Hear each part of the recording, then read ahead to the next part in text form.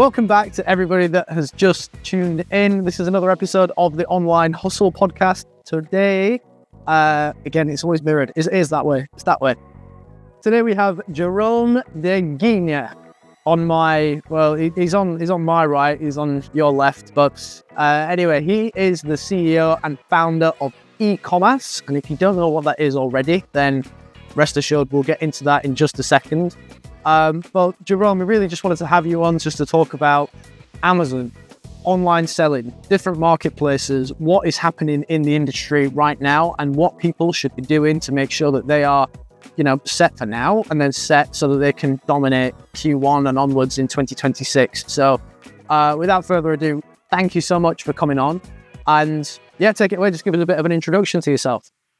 Well, thank you very much, Lewis. It's always a pleasure. I would have loved to be with you in Southampton today, but I'm not, but I'm virtually with you.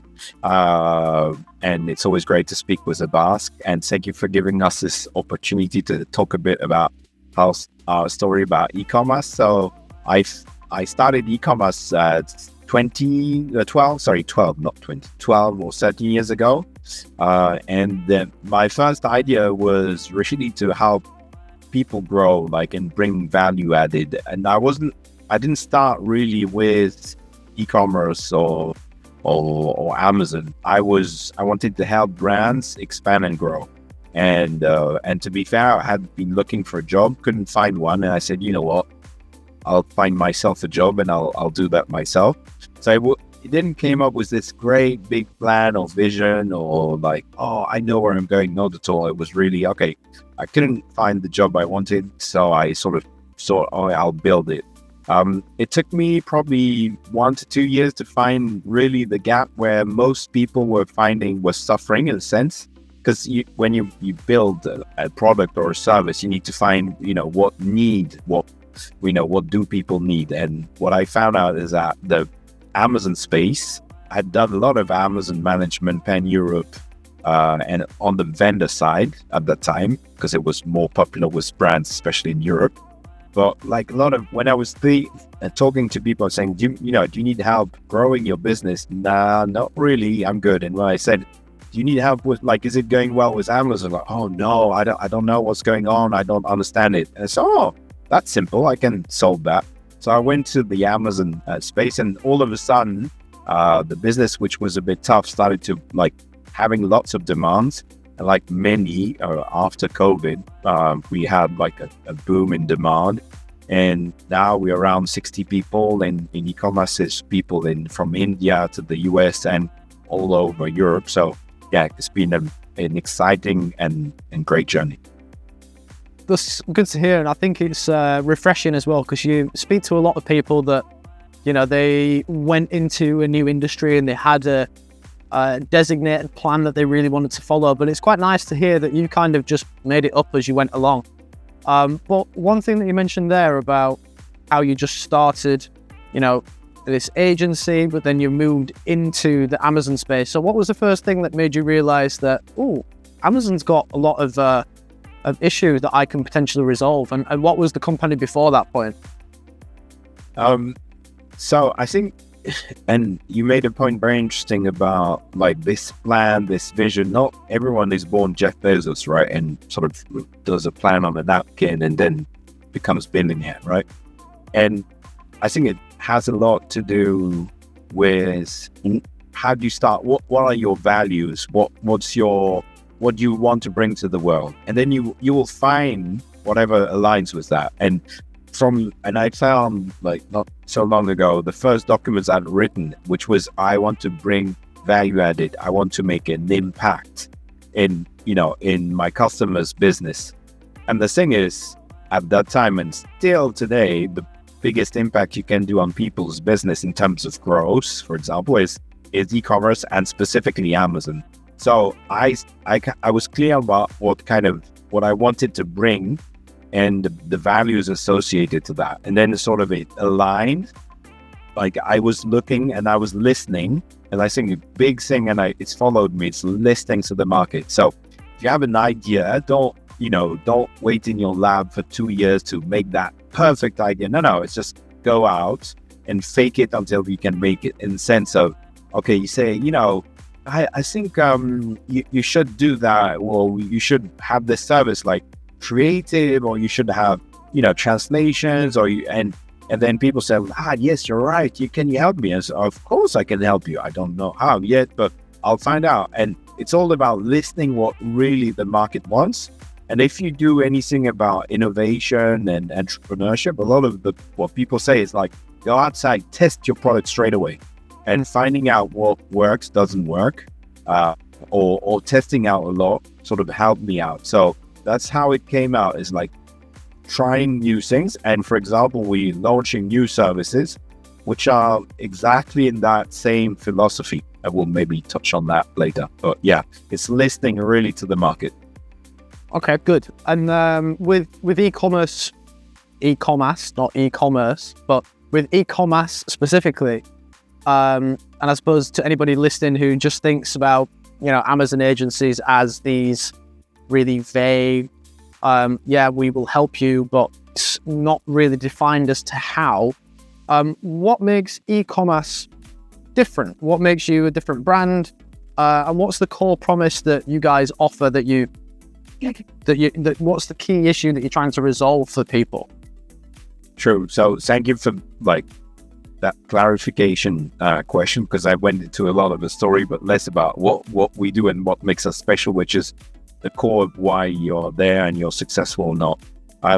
So in the space of agencies, you have the agencies which do one thing. So for example, retail media or advertising, some would do only translation, some creative only. And then you've got the umbrella agencies, which can do a lot of services. So we fall into the second option, which is we are a one-stop shop kind of agency, where we do anything related to building and growing on Amazon. It could be content creation and upload, could be advertising, could be troubleshooting, could be like reporting. We have dashboards, and we have the technology, which is our own, where we do reporting. We offer, like, thanks to a vast like VAT services and compliance services, but we offer also translation services through partners like YLT. So either we have it internally, or we have the right partners to do anything which helps you grow. And what's the promise is growth. Like, we want to be the most customer-centric agency in like the Western world, let's say. And how we do that is by delivering growth. So it could be sales growth or brand awareness growth. And that's, let's say, vision and mission, but also maybe our unique selling point. The fact is, what makes us different and better in some cases than some of our friends in the space is we are very international. So my understanding, if you want people to expand, help them expand, you cannot be only a French agency or a British agency or a German agency, right? Or an American agency. You need to be multicultural. So from the beginning, I didn't want to have more than 2 people from the same nationality. Like, as you grow, it's very difficult to keep that. But it's like, we have people from Germany, from the UK, from France, from Spain, Italy, from South America, from North America, from India. Like, we have a very diverse team, and we speak, I think, more than 20 languages. We have more than 50 nationalities. And that, if you understand about international, you will know that, okay, with a team like that, you can really help brands expand. And I believe we are, if not the best, one of the best, like boutique agency, that means independent, who can help you expand into all the Amazon spaces in the world, right? So that's a very strong first point. The second point, where there's not many agencies who've got that, is like, we offer a very wide range of services, which is from, like I said, taking care of your accounts, like from advertising to content. But we also have logistics. So we have a warehouse, we have our own account where we sell some brands who don't want to be selling themselves. So we know we've done it ourselves. So this like hands-on experience with also very senior consultants from a very like high-end consulting, where we help multi-billion companies like define their strategy too, like going into nitty-gritty details of handling the account, is the second really strengths that we have. The third one is we work a lot to have the teams certified. We are Amazon Ads partner. We are Walmart partners. We invest a lot in making sure our teams are got the best knowledge, and also investing in the best tools in the market. It could be in advertising, or it could be in content, or in reporting, building ourselves. So those three things makes a very strong, I would say, network or reasons or strengths or base for us to offer something where I think, again, if you're looking at global expansion with a very agile and knowledgeable team, we, if not the best, one of the best really in this space. Well, that's it. And to be honest, you kind of took the words out of my mouth, because the next thing I wanted to get onto anyway was helping sellers scale. But it's very easy to get a lot of information from like online gurus and people who are like, yeah, it's super easy to expand internationally. You just have to do this, this, and this. But, you know, sometimes it can just be generic information rather than coming from a place where somebody has actually been in the trenches like you, because, you know, you've helped people expand, but you yourself have also expanded as well. Like, are you in Luxembourg at the moment, right? So yeah, the office, the HQ is in Luxembourg. Yeah, we've got like teams everywhere in Europe, and we're very remote. Of course, if you want to have a very diverse team, you need to be remote. Like not focused, but remote, open to remote at least. So yeah, we and I wanted the company to be located in Luxembourg, because Luxembourg is not a Amazon selling country. It's where the HQ of Amazon is, but there's no Amazon.lu, right? So my idea was to show that we were not linked to one country. And although I was born in France, but my mom is English and my dad is French, so already I'm bringing a mix. And the idea was really to bring that sort of diversity in people and knowledge and genders in many things, to offer that diversity to our customers, and also to make sure that we understand the audiences of our customers, make sure we are really relevant. Yeah. Well, that's it. I mean, if the fact that you get expanded internationally yourself when you're own yourself, then impart that knowledge onto your sellers and help them with actual expertise, because you have been through it yourself. So, you know, there's an extra layer of validity really to the sort of claims that you can make. So you can guide people through it and say, hey, I'm telling you this because I have done this myself. So here are the steps you need to take. But aside from that, I know you've worked with sellers that are, you know, on 5 figures, some sellers 7, maybe 8 figures. What do you think now is like the biggest gap that stops the 5-figure sellers from becoming the 8-figure sellers? What are some of the steps that they're missing out on maybe when they start on that international expansion journey? So I'm not sure there's a one answer figures it out all, but the point is to looking at, there's pockets of opportunities, let's say, depending on where you're from. Let's say you're a seller in the US. You know, is your next move to go into Europe because it's another huge market, but it's got its complexity? Or is it, you know, have I maximized my sales in the US or Canada, for example, which is closer? Then maybe you want to go into that pocket of expansion first and then look into the other ways. If you're a French seller, for example, Amazon France is very small compared to the others. So you really want to look at the first probably pocket of expansion is going into Germany and the UK, right? And then Italy and Spain. So it's really a bit, you need to be a bit data focused, in sense of there's lots of tools on the market now which give you a size of, you know, how many people are looking for those kind of keywords. What are the main players doing in terms of sales? Have a look, and what kind of how easy is it to get that pocket of opportunity, and what's the cost of the opportunity?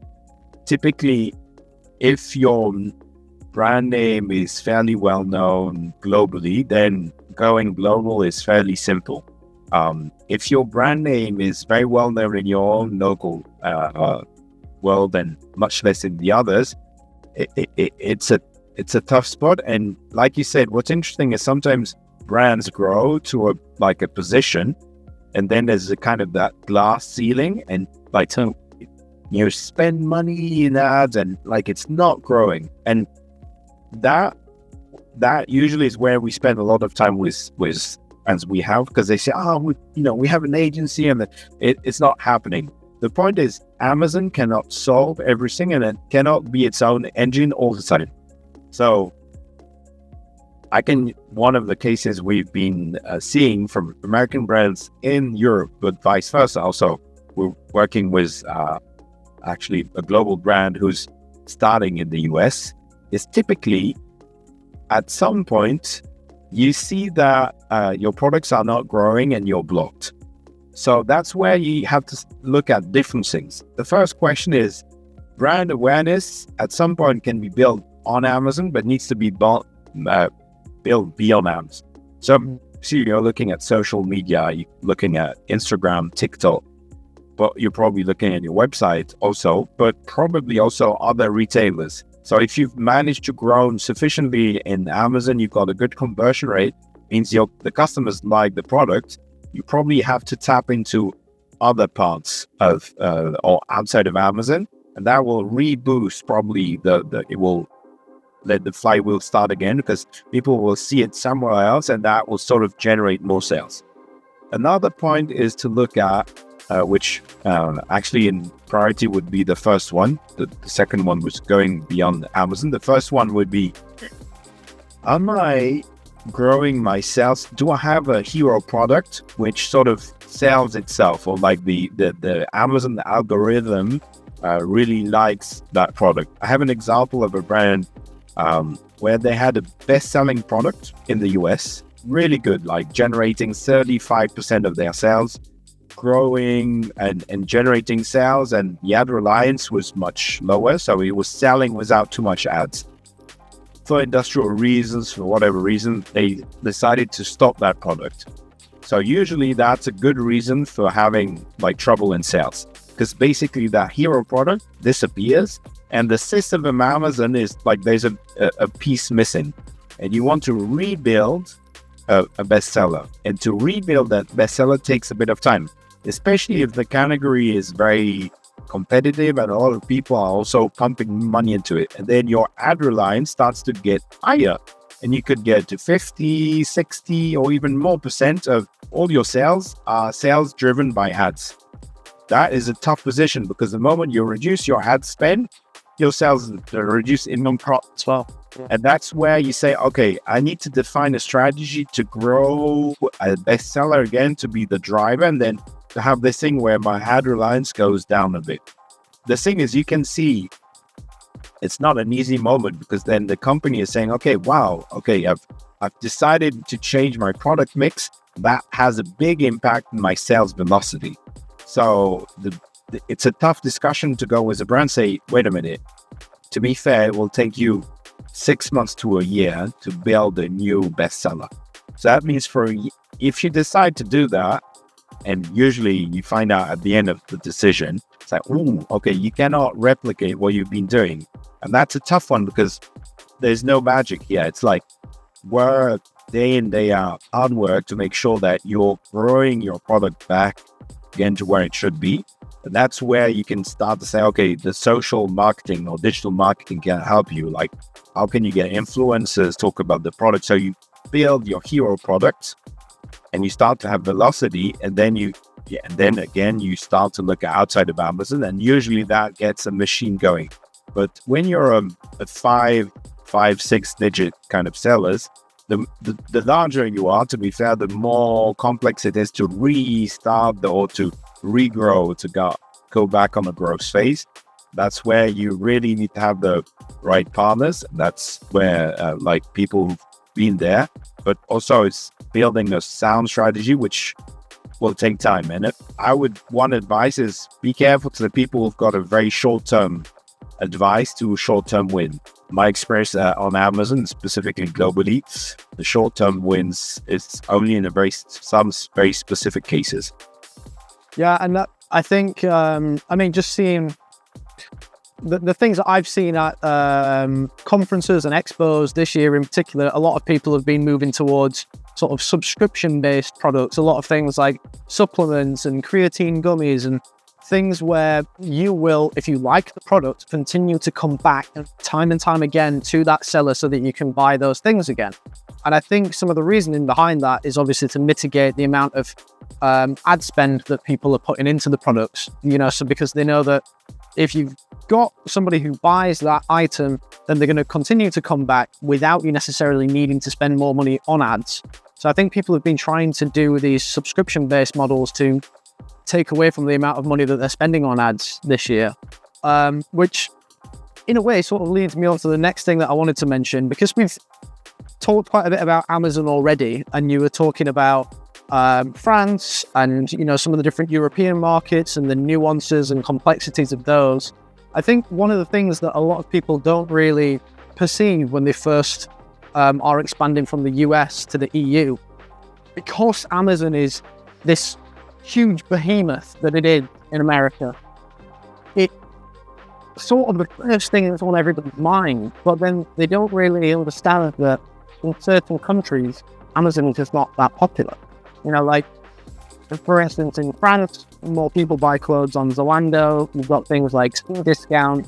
In Poland, you've got Allegro, Netherlands, Bol. There's all of these other marketplaces that people can and should be aware of, potentially, if they are expanding into the EU. And again, going from the EU to the US, a lot of people don't really even consider Walmart. And, that's a huge opportunity as well. So, what do you think is like a key thing that a lot of people are missing when they are looking at expanding internationally? And what opportunities are out there to potentially get involved with these other marketplaces that maybe are not at the forefront of everybody's mind? It's a thin line, to be fair, and there's no it's not one answer fits all. But the thin line is finding out where there's the pocket opportunities versus the cost of that.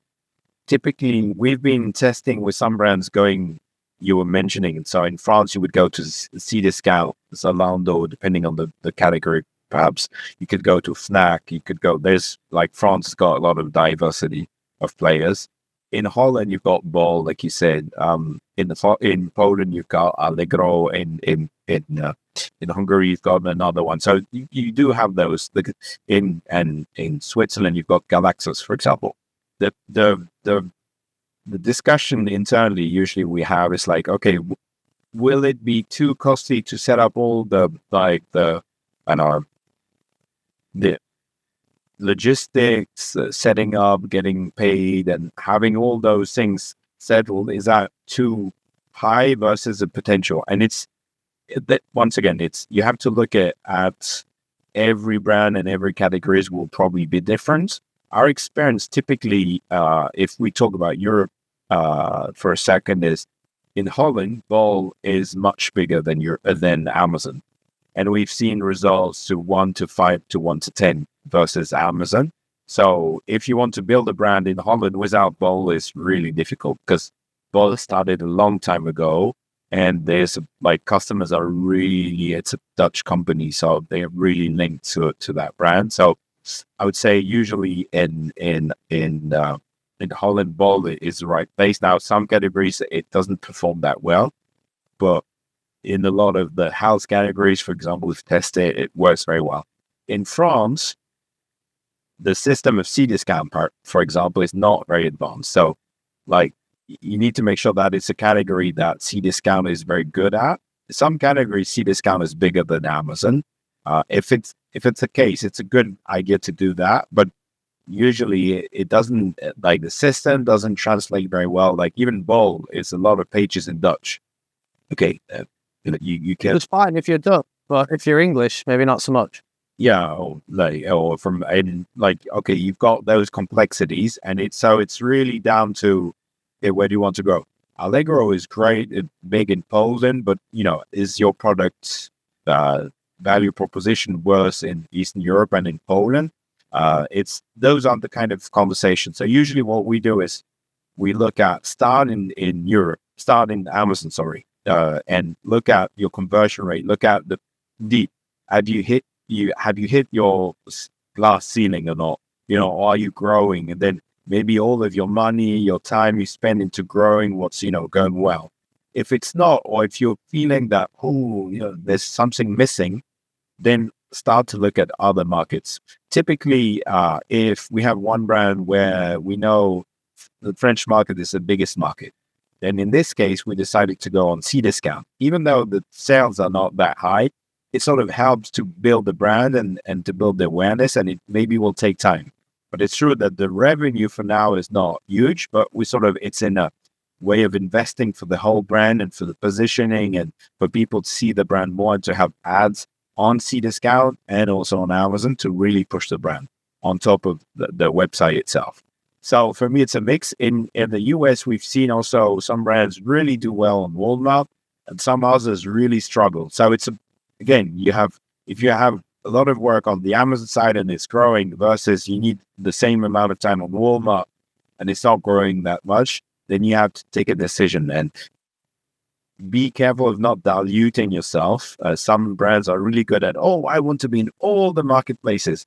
And actually there's two selling. So it's like, why are you wasting your team's time on things which are not really selling? Or maybe, it's an investment for the sales, which will come in 2 or 3 years, but maybe if your number of people or amount of money you have for ads is not that big, then maybe try to focus on really growing Amazon. It's a secure space in a sense where we know how it works.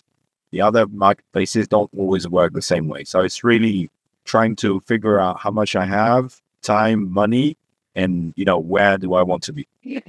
Yeah, no, I get that. But I presume that you guys can help with all of the different marketplaces. You're not just focused solely on Amazon. Exactly. But once again, unless our promise is not say, we know we can do all the marketplaces, because that's not very interesting. What's interesting is we can help you grow and define the strategy which fits you best with your category, with your strengths and weaknesses as a company. Then we'll help you, take the right decisions. It's your decision, obviously, but we'll help you and guide you with what we've had as an experience. And for some brands, it's amazing. Some brands, it's less good, and you really want to really focus on Amazon. It's the same question because we do logistics and we do 3PL also. Some brands really you want to have an FBA because it's a quick moving market and you want that customer journey to be flawless.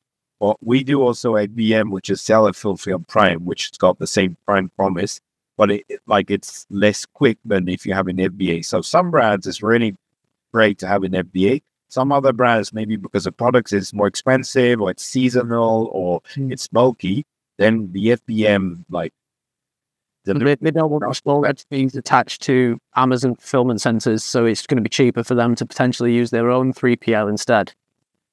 Yeah, and then there's sort of tax, tax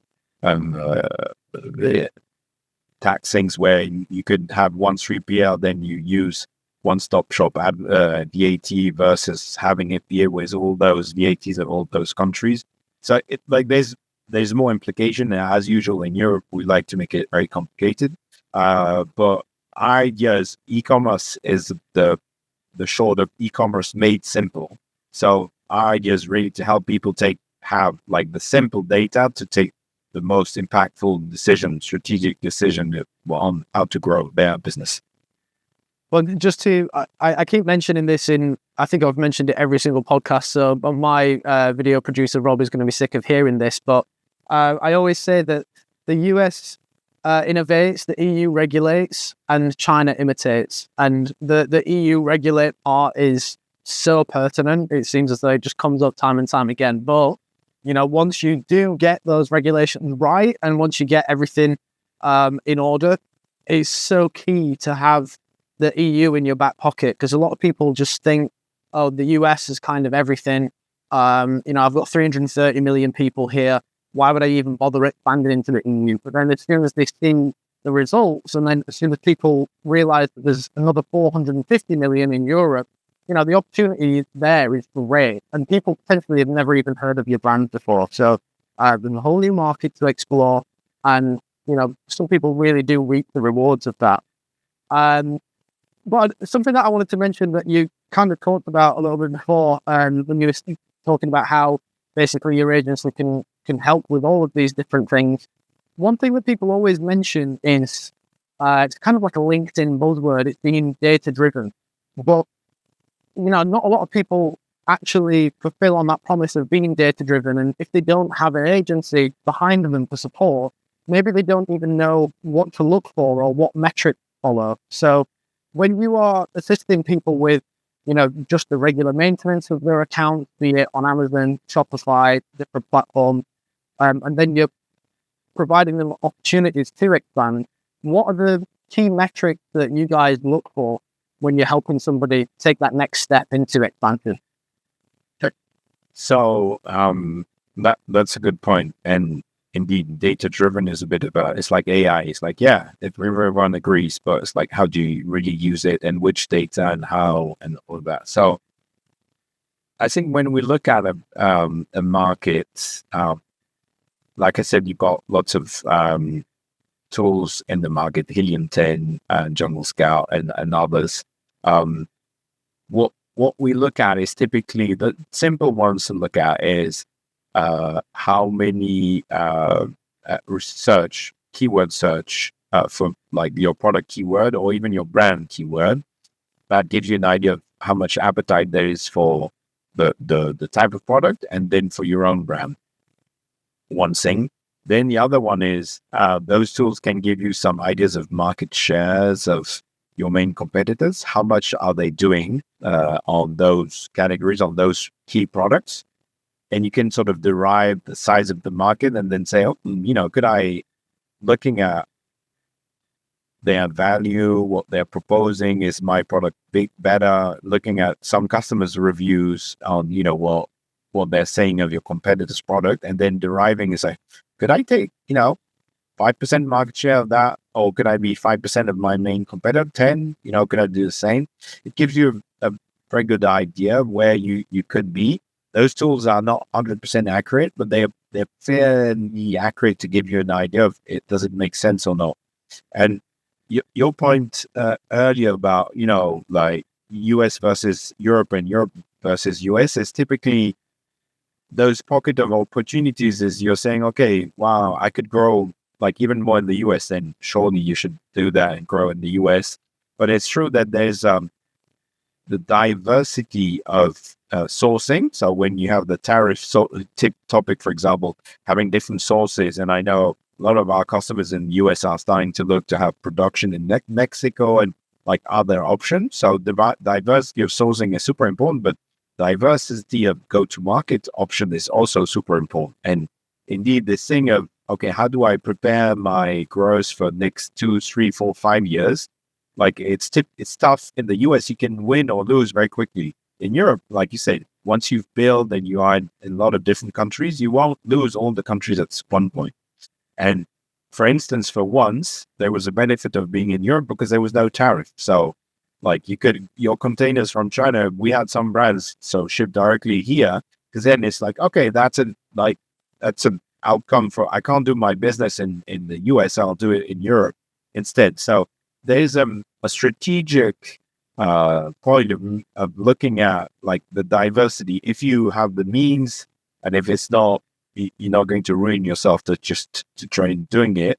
It's interesting to be in that position and to have like diversity of sourcing and diversity of go-to-market options.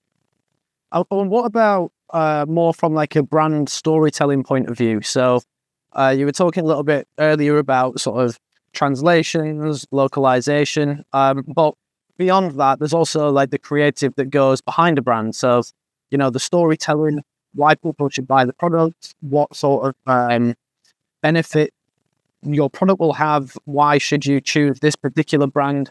How do you help people navigate that space as well? Because again, a lot of the differences from the US to the EU are worlds apart. In America, it tends to be very sort of flowery language. Oh, this is the best this that you'll ever have. It's going to make your life fantastic.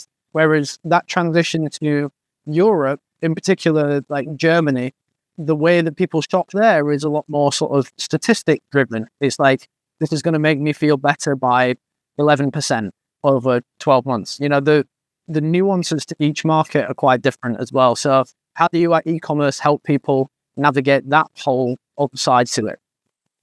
It's a great point, and you could, like, it's always, you need to be careful with have general comments, but like the American people are more of a marketing people, and if you take the Germans or the Japanese are engineer people, in the sense that if you have a logical reasoning and like, or data driven and the things, and there was one company who were doing water filtration from the US we were helping, and typically going into Germany we would go very technical on how the filter would work and how many percent of this, to your point, how, and then that, and then the NH2, so it's things like that. But the audience in Germany loved the fact that it was very technical.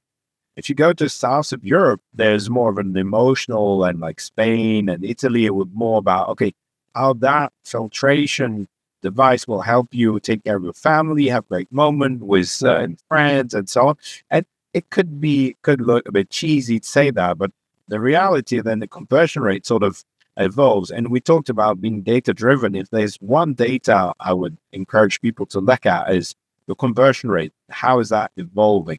And typically, if you're coming from one country, like say the US or Europe to, or vice versa, it's like, look at what's your local conversion rate and the conversion rate where you're going. If your conversion rate is low, that means below 8, you're probably burning money because you need more ads and more traffic to get the same amount of sales. If your conversion rate is high, you're getting efficient, and you'll make more money.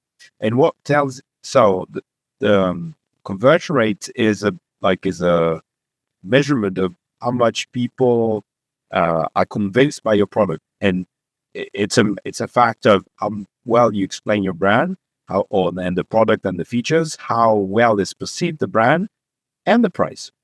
But to be fair, the price is really the lowest. It's just if you're 40% higher than everyone else and you've got a shitty story and no one knows the brand, it's going to be tough for sure. So it's this whole thing about, okay, looking at the conversion rate and how you're evolving, because that's, for me, the only metric which really matters, because it gives you a story of where you are today, and the evolution of that tells you a story of how you will grow and how fast. If your conversion rate is very flat, nothing is really happening. So it's interesting really to look at that and build, like, making sure you have a story which works, and listening to customers. So listening to customers on Amazon, very simple. Look at the reviews. Read the reviews. And now with ChatGPT, with a lot of that, they can, you download them all, you check what people are saying, and you learn and you improve and you change your content or change your product to make sure you work well. And we were talking about those pocket of opportunities. Typically, if we say, okay, there's in Europe, there's 5, 6, 7, 8 markets, right, you can get into. If there's a lot of work of localization, meaning, okay, you need to make a content specific for Germans, a content specific for French, not only the language, but also the way you present it, then that's a lot of work. So that's the way you measure, okay, should I go in every countries and do a so-so job, or should I go one by one and sort of make sure I have a good conversion rate growing? Then, okay, I go to the second market, which we recommend much more. It's like getting into the brain of every consumer in every country is a big job. And thinking, if you're French, you tend to think, okay, everyone thinks like me. If you're American, you same. You're German, the same. But no, they don't. So it's adapting to that fact and being very open. Once again, that's why I have lots of different people from different genders, different religion, lots of things, because you want to have that diversity within your team to listen. They say, "Oh, that's awful." Okay, why do you say that's awful? For me, it's not. Okay, so because you're from South America, because you're south of Europe, so your feeling is that. So that sort of, we can build on that and do better content, and that's a key, because you want to listen. Once again, we talked at the beginning about how e-commerce evolved. It's listening to the market. And that, in fact, was true 100 years ago. It's still true today. Even if you're doing e-commerce and you're through a computer with customers, just listen to your customers. That's going to drive your success. Yeah, and you've got to relate to each customer's needs around the world. And how do you know what customers want around the world if you just have a company that is just full of French people? Because then you're going to have a really good understanding of what French customers want, but not necessarily what Spanish customers want, or Italian customers, or Indian customers. So, yeah, it makes complete sense to build a team of a wide variety of different nationalities, different faiths, different genders, different beliefs, different backstories. Because with that, you're going to be able to relate to more people, and then that way your storytelling, your creative is also going to be more easily understood by people from those different parts of the world. So it makes perfect sense. Just from that last one, we were talking about ChatGPT a little bit, and I think it's interesting that we sort of move into the AI conversation because it's always the elephant in the room. And, you know, even 3 years ago, if you think back to 2022, I think that's when ChatGPT first came out. And I remember using it and just typing in little prompts like, oh, write a story about me and my friends going to such and such place. And I thought it was really cool that it could just come up with something off the cuff that like talked about me and people. But like the way that you can use it now, that it's not just a text model, the fact that you can generate images, you can provide it with spreadsheets and tell me where certain transactions have gone and how can I optimize this and how can I improve efficiency here. So this question is going to kind of be in two parts. First one is, how are you guys at Ecommerce at the moment implementing and leveraging AI to help assist your clients better? And how have you used it in your own company to, you know, recognize opportunities within e-commerce to, you know, improve your own operations internally? So that it wouldn't be a podcast of 2025 if we didn't talk about AI, right? The answer is pretty similar. We for both, like on both aspects, we look at it as like AI is not like a gimmick. It's like, okay, it's a transformational way of doing our job. So I would look at it two ways. Is one, the tools we're using, how are they using AI, and you know, how can we benefit from that? Typically, well, you have Gemini, for example. If you use Google and Gmail, you have Gemini, and now if you do a call on Google Meets, Gemini makes a super resume and action points, and we're using a project management tool which could connect and could listen to your calls and already make a resume and have action points, for example. And then the team knows already, boom, boom, and sort of creating tasks in the software was already, you have to do that, you have to do that, you have to do that. You don't have to write a report anymore. So how much time have we spent to do reports, right? So for example, but it's also Amazon got a creative studio where you can create videos based on your ads so that you can go much quicker, much faster.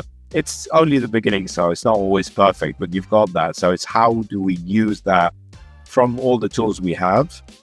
And then it's for us in our day-to-day job and to our customers. So we've got a platform, ecommerce.tech, for example, where we're starting to add features and small pieces of software where people can make some projection of how much they should buy and purchase in terms of products and things like that. So for me, it's for everyone inside the company to think, okay, how can I improve what I'm doing, or maybe enjoy more what I'm doing with the support of a system? And it's less about, AI is only one thing, or it's in one piece. It's everywhere. Okay, how every process we're looking at, even for me, is looking at creating some documents. How can I use ChatGPT to make it the first draft? Which what a lot of people doing, but like every position in the company, how we use that to be faster, provide a better service, and be on top of the others. For me, it's a live or death kind of discussion, because agencies will be in a space where probably advertising at some point will be completely automated or to a vast amount. It's like, okay, what kind of value added do we need to learn as we go to offer? And I don't believe agencies will disappear. I think the way they work will change. And it's a tough job. personally, but for everyone also to get into it and to change. And some people are adverse, like it's really tough to change. But I was used to that. It's like, yeah, but if you can't adapt, unfortunately, it's really going to be tough for you. So it's how you protect some people, but you help them go there. For me, it's a whole piece of everyone should learn, and the company should try to support everyone to go on that learning curve.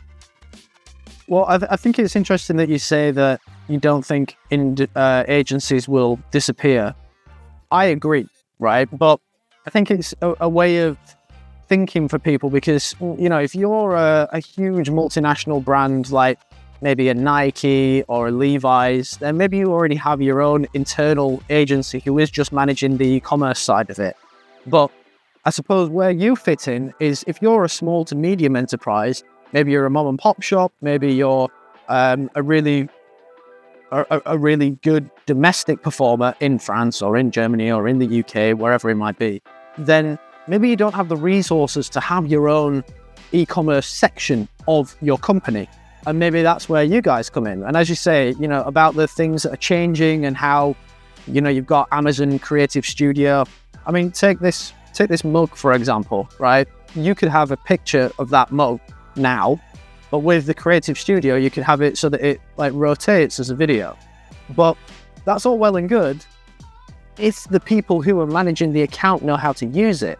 There's no point having these tools if somebody doesn't know how to use it. And I suppose that is still where somebody like yourselves come in, and that's kind of where you're going to future-proof yourselves, because if you can stay on top of all of these changes, you know, Rufus, Creative Studio, if you are the guys to come to help brands generate images through like Nano Banana on Gemini, for example, then they're still going to need you. And I don't see that going away. So I think a lot of people are scared about automation completely decimating the job market and putting everybody unemployed, but people still need very specific expertise in these areas.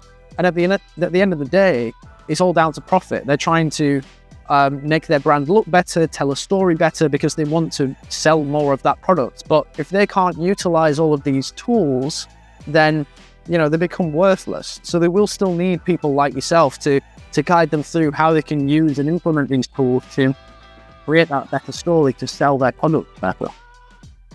I agree, and I'll answer on two sides. First side is typically, I gave the example of that brand who was stuck because they changed their bestseller to another one. That typically kind of very complicated thing, which implies like also some human relationship and discussing with the board, saying, okay, the target won't be met, but if you want to, you know, meet them next year, you need to invest this year. These kind of things, I don't see how that cannot be automated. Obviously, the simple use cases where a brand's got a great brand and, you know, great awareness, and you just put it there and you just do a bit of work, a bit of tweak, and you take a check. I think that will disappear. So for me, it will happen, but indeed it will change that the agency. So maybe the number of agencies might decrease, and the ones which really are specialists on one area and make sense will survive. That's the first thing. The second thing is, I alluded to it before, is the e-commerce is evolving into a group where we have different business units. So we have the agency business unit, which already is there. We have and is active in Europe and in the US. We have a distribution now business unit with 3PL and also buying and selling our own brands. And we have a creative and digital marketing BU, which is being created, and a tech one. So basically for me, it's also the way of investing in the future is not only having the agency, but having more services which can help, always listening to the market, which can help people grow thanks to logistics, like marketing off Amazon, and also technology. And for me, it's this mix of, okay, the how you solve complex problems, which the AI might struggle because there's too many, including human like people you have to connect with. And the second thing is having this, like, have more being significant by the fact of number of services, and if people really need them, which, you know, an AI cannot offer you a warehouse, right?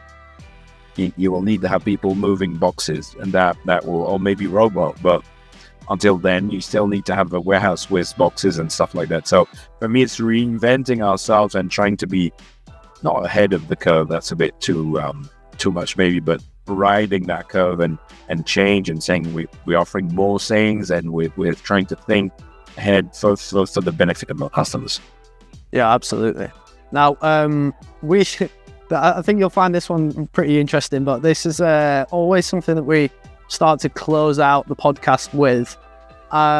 If you had to start from zero this week, so it is, we're on Monday today, so you've got a bit of time, but if you had to start from zero this week and you had to create a new brand, right? You've got no resources, all you've got is the expertise you have now. What would be the first thing that you would do, and why? To me, the success comes first from the people, and the people who complete each other. Sorry, and for me, it's finding the right people who. I've got a set of skills, but I have a set of weaknesses as well, because we are all a mix of that. And then finding the one who's very different. So I've got attention to details where I don't. People who can oversee things. So for me, it's really building the A team, and then it's looking into within the group. It's like, what do we know to do, what we love to do, what we're good at, and if we focus on that, usually we are unbeatable. Okay, so my short answer. It's not what I was expecting. So you start out with a good team. Find people that complement your weaknesses, and you can fill the gaps where maybe they have weaknesses and you have strengths. But what would you go into? Would you go into just Amazon? Would you just create your own website? Is there a specific product category in mind? So typically I would go, the first things would be, the go-to-market strategy is simple. It's like go Amazon first and D2C. In a big market, so it could be USA, UK, Germany first, like grow from there, and expand, and then go into other e-commerce marketplaces, and then eventually into retail. That's not nothing crazy about that. Then the categories which are really interesting are health, kids, and pets. Let's say you could have outdoor, so you can have small appliances, okay, but I would probably try to stick to the three with a small product with a high value add. So with that kind of grid, then that's where also you look into what the people come into with and their own knowledge, and trying to build, if you have people which come from the kids category, you've done that the whole life, then you can build something really strong around that, for example. That's why I say start with the people first. So except if you've got that great idea, you've been in the market for so long, and you know that product is missing, or that service. Okay, you have your vision. But I never came with, I have this amazing idea on my head on my own. It's talking to a lot of people, listening, and then, oh, okay, that I have an idea because I heard something, not because I'm a genius. It's just, okay, I'm not an engineer. I cannot design things, but I can really listen to people needs and plug in, okay, what's the business process which we could put in place to answer that demand, make money, and make people happy and generate growth. I think it's interesting, the three categories that you mentioned, because I never really thought about it like that. But, you know, if you are, I don't know about you yourself, but I find it really difficult to spend money on myself. But if I, you know, like buying clothes or buying items, whenever I find something that I like, I always get to the point where I'm like, do I really need this? Whereas the three categories you mentioned, health, kids, pets, people are always going to spend money on their own health, because people want to be here for longer. People want to optimize their health, their nutrition. They want to be as healthy and as like full of life as possible. Secondly, kids. right? You know, if you've got children, which I don't, but if you do, then again, it's a lot easier for you to spend your money on your kids to make sure that their life is as good as possible, because that child doesn't have their own capabilities to buy stuff for themselves. So you've got to provide for them. And then pets, kind of the same as kids.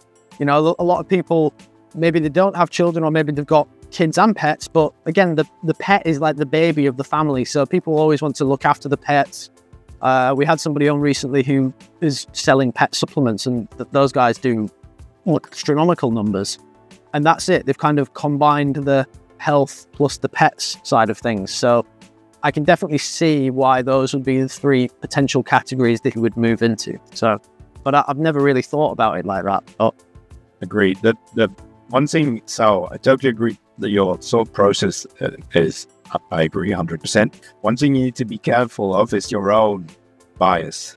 So you say, oh, I don't buy things for myself. Well, doesn't mean, and it comes to what we're talking about, cultures and stuff. It's like, don't think you know. That what I'm saying is like, go to data points, to market, and careful of your own bias and the other people's bias. It's like, oh, we always done like that. Oh, of course, everyone agrees. We always do like that. But you're all sort of like having the same bias. So one of the things I learned very early is like, I came from retail and I went into e-commerce. A lot of things I thought were 100% true were completely wrong on e-commerce, because there was a total different ways of looking at things. So the first key is for me is really listening to the market, to the consumer. Will he buy that product and that value proposition? If he can and he thinks it's great, then you have something. Whatever you think, whatever like your dad thinks, or whatever, you know, your neighbor thinks, it's like more number, more data of more people. And that's what's exciting for it. And that's what will create success.